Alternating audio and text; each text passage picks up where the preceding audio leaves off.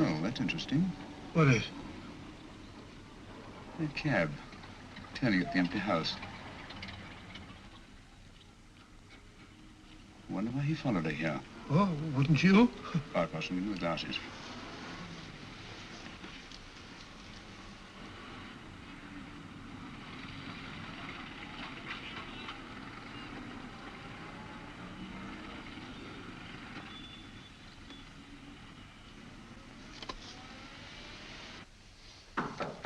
Well, we shall soon know. Yes, Mrs. Hudson? It's a young lady, sir.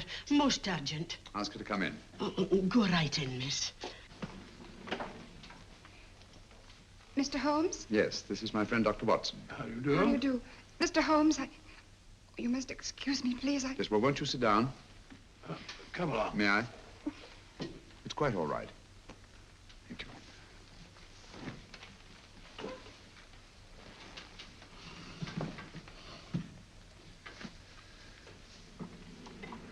Now, try to control yourself, Miss Fenwick. You're with friends. You know my name? No magic, I assure you. I've often seen your picture. You're the daughter of Sir George Fenwick, aren't you? Yes. It's about my father that What about your father, Miss Fenwick? Oh, I don't know what to do. He's always been the nicest, dearest person. Only since Mother died. Yes, but we know. So I didn't think anything of it when he was away all night before last. But he didn't come home until yesterday at tea time. Didn't come in for dinner at all. Just paced up and down in the library hour after hour. I begged him to let me in, but he wouldn't.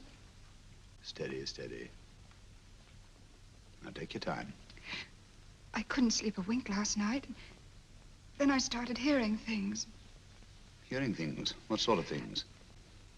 I heard someone in the garden underneath my window. Then I saw a figure moving down the garden path. And I recognized my father. Stealing through his own garden like a thief.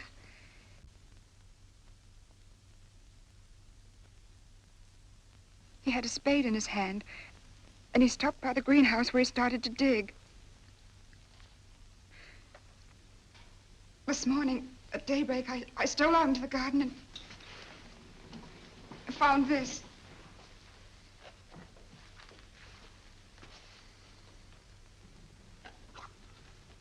A finger. A human finger. Bring up Scotland Yard, will you, Watson? Ask them to get hold of Inspector Gregson and tell him to meet us at once at George Fenwick's house, Kingston. Operator, get me Scotland Yard quick. Where's my father, Norris? He's still in the library, miss. Thank you. We'll see him right away. Will you come with me, please? Thank you. I got your message, Mr. Holmes. Yes, indeed. Dad, may I come in? Dad. It's funny. He doesn't answer. Do you mind? Please do. Thank you. Watson, quick. Oh, Come along, my dear. no. Take charge, Miss Fenwick, please. Sorry, sir. Now, miss, please. Please come along with me.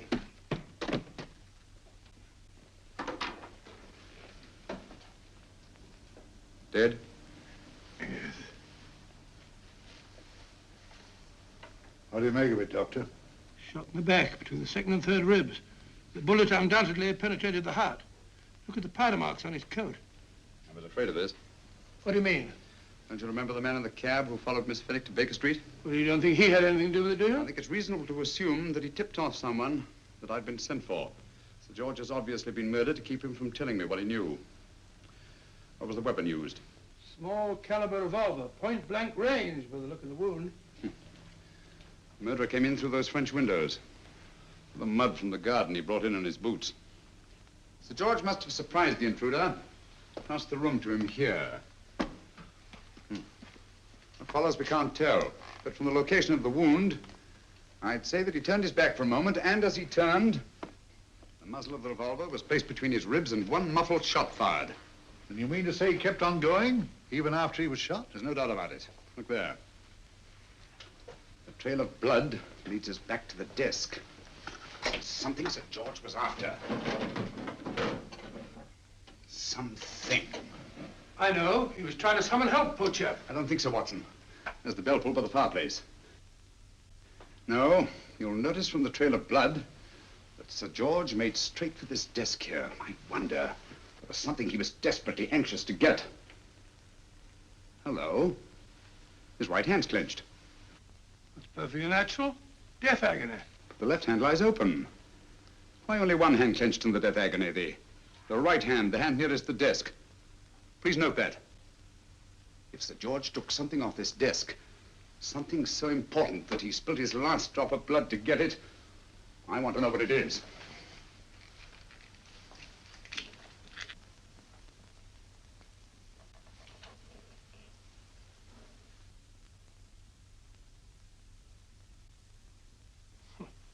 Nothing but an ordinary match folder.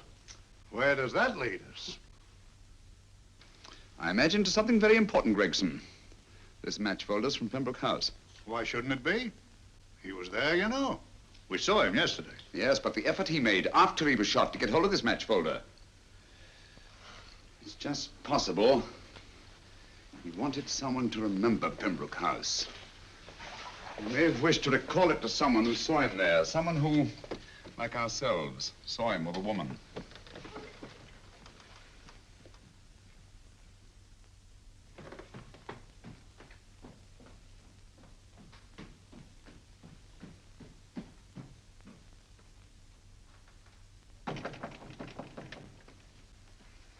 Come in.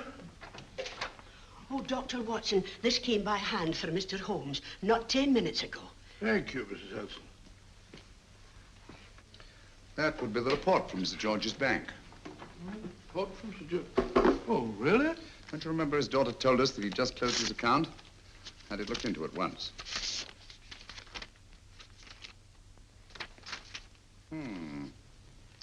He drew out his entire balance in cash, nearly £10,000, yesterday, just after that young woman was murdered. What does that suggest to you, Watson? But he paid it out to someone. Precisely. I smell the faint, sweet odor of blackmail. You don't think he paid it out to someone who saw him murder the McLean woman? Sir George never murdered anyone. But he did have that woman's finger, and he evidently did have and pay out a lot of cash. That's the terrifying part about blackmail, Watson. The victim is afraid to fight the accusation, no matter how false. Once the accusation is made, his name is smeared, and sometimes his life is ruined. Well, Sir George didn't commit these murders. What fiend did? I rather think they're not the work of any one man. Oh, come, Holmes. You don't expect me to believe there's a whole organization going about killing people and chopping off their fingers. No, it's possible, quite possible. Well, whoever's behind all this thing must be out of his mind. On the contrary, my dear fellow, if my assumptions are correct, this little scheme has behind it the most brilliant and ruthless intellect the world has ever known. You don't mean Professor Moriarty? I do. Oh, steady, Holmes. You've got him on the brain. This is the third time in as many months you've suspected him of unsolved crimes. He's dead, you know. Is he? Is he? You know he is. He was hanged in Montevideo, well, over a year ago. I know that someone was hanged in Montevideo under that name, but I'll stake my reputation that Moriarty is alive and here, now in London. Hello? Yes, but Dr. Watson, wait a minute. You me? Oh, yes? This is Dr. Watson speaking. No, no, I'm afraid I've retired. I don't practice anymore. What? Oh, that's a different thing. An emergency case. Well, just a minute. Yes? Yes, well, see, she's not moved. Remember that? Don't touch her till I get there. Fractured case in McCardle's Mews. Heavy woman. 14 stone. Look at it. Dust. 14 stone. Just the sort of person who would hoist herself up on a stool to feed the canary. There ought to be a law against fat people keeping little dicky birds. Well, so long, old man. I shan't be very long. Haven't used that bag since I brought little Amelia. What's her name in the world? She grew up to be a very unattractive child. Oh, who wouldn't with a name like Amelia? Oh, Amelia. Amelia.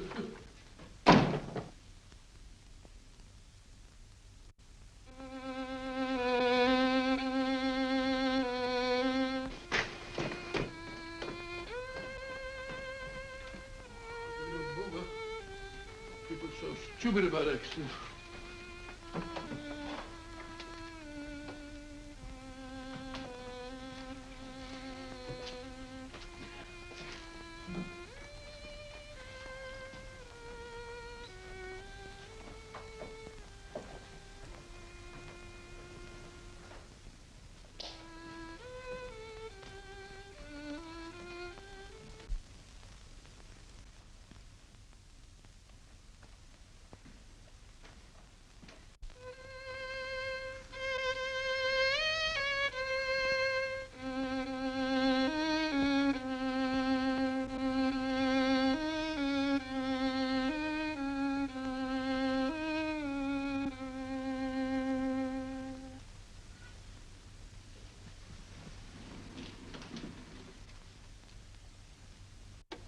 Oh, Professor Moriarty.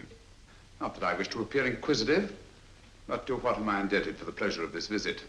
Scotland Yard will be interested. It's very convenient for me to have Scotland Yard think that I'm still dead in Montevideo. I never dreamed of fooling you. Thank you. The thought occurs to me, Mr. Holmes, that there are some advantages in living within the law. You're very comfortably fixed here, aren't you? As I get on in life, the little comforts appeal to me more and more. Oh, I beg your pardon. Won't you sit down? Thank you.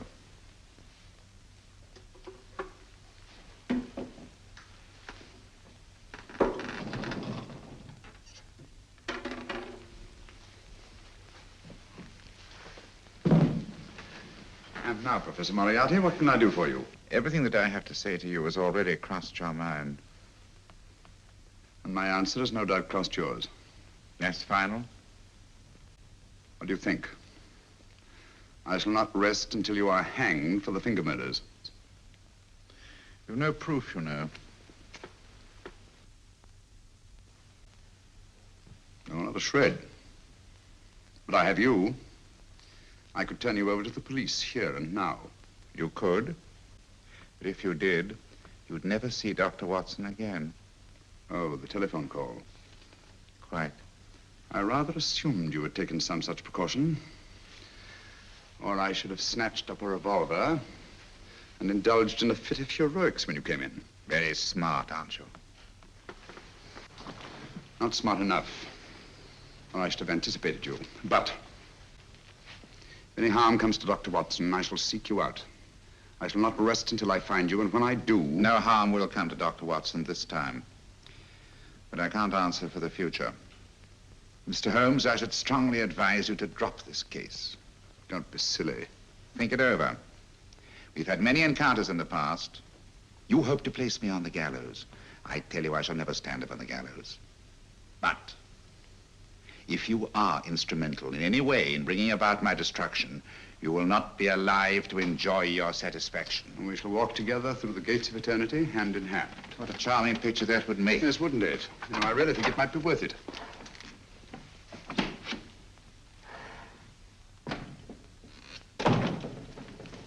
Shoelaces, Governor? Tuppence a pair.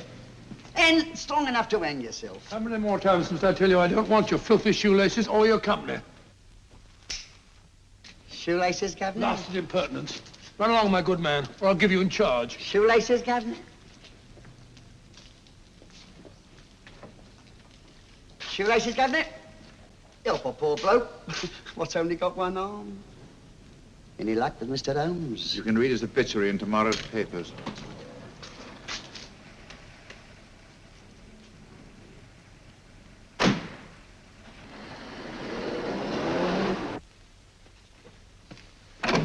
Oh, there you are, Watson. Come in. I was, just going out to look for you. Look for me what for? Suppose you don't think I know my way about. Well, you're right, I don't. Blast all practical jokers anyhow. Know where I've been? On a wild goose chase. Exactly. There's no such number in McCardle's Muse. Some fool's idea of a joke. Did you see anyone? No, nobody especially. Only a whining old idiot selling bootlaces. Persistent beggar, wasn't he? Stuck to you like grim death. Huh? How do you know? And finally left you for someone who looked like Bella Pickings. Someone, my dear Watson, was Professor Moriarty himself. What? He's just called on me. Moriarty here and you let him go? But you must be out of your mind. Why? Well, he bluffed me into believing that he was holding a friend of mine as hostage. Friend of yours who? Oh, nobody very important, just a fat, lazy fellow. Medical man, I believe. Medical man? Do I know him? Yes, I think you do. A fellow by the name of Watson. Watson, never heard. Who, me? I'm afraid so, old fellow. Your street hawker's job was to do away with you in a certain contingency. And you let Moriarty go? Because of me? I had no choice. I can't afford to lose you, old fellow. Well, it's very decent of the old chap, I must say, but... I wish you'd nabbed him. We shall, never fear. I know the motive for the finger murders. All I have to find out now is the method used with the blackmail victims. Method? Yes. How does Moriarty get them to the scene of the crime? How does he plant those severed fingers on them? And how does he scare them into believing that they may have committed those atrocious murders themselves? Curious.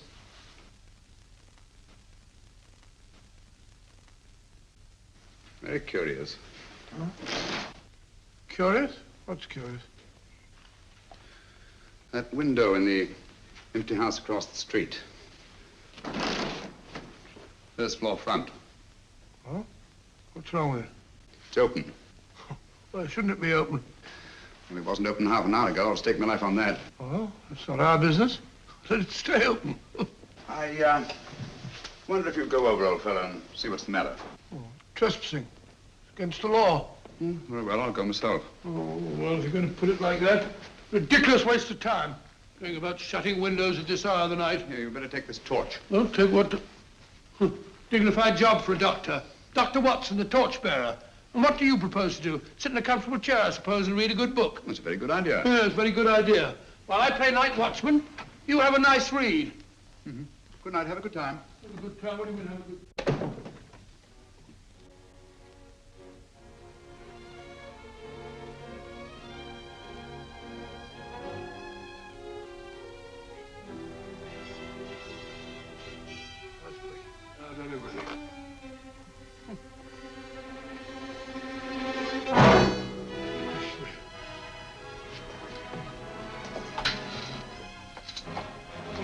for? Oh, umbrella stand. Pretty little thing to keep about the house. Must have been a pet.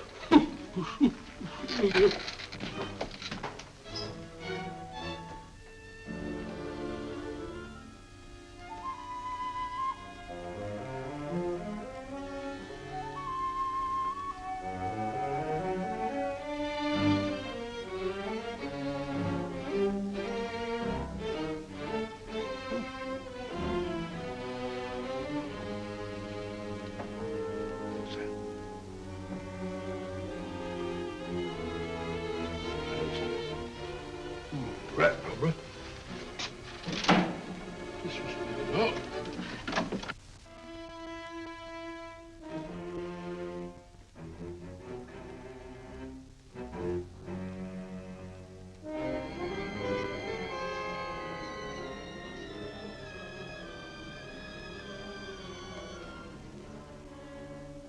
Well, he sits comfortably reading a book.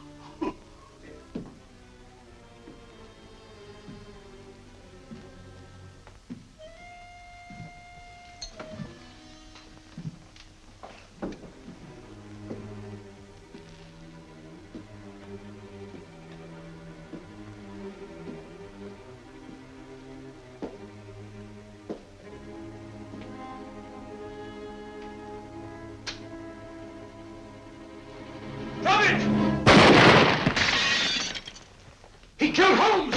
He killed Sherlock! Watson. You?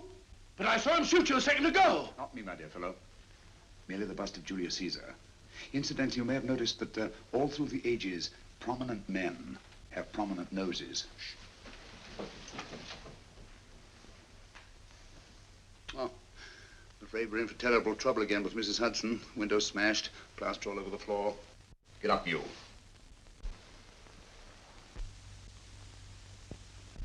Corporal Williams, Middlesex Regiment.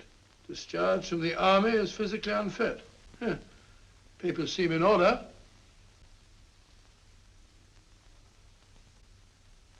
Now, Corporal Williams, you've seen service in the Far East, haven't you? The East. I thought so. Look at his complexion, Watson.